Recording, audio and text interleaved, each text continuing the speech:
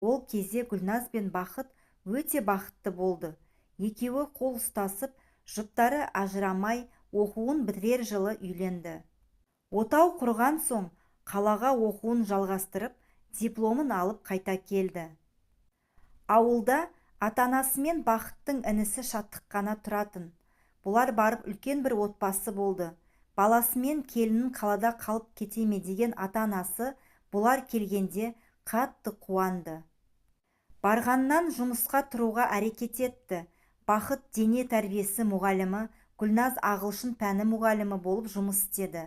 Араға 2 ай салып Гүлназ көтеріп, айы күніне жетіп аман-есен ұл босанып алды. Арасын ұзатпай тағы бір ұлды дүниеге әкелді. Бақыт бұрынғы жұмысында істеп жүр, бірақ айлығы тым аз. Бұрын өздері ғана кезде ештеңе ойламаушы еді.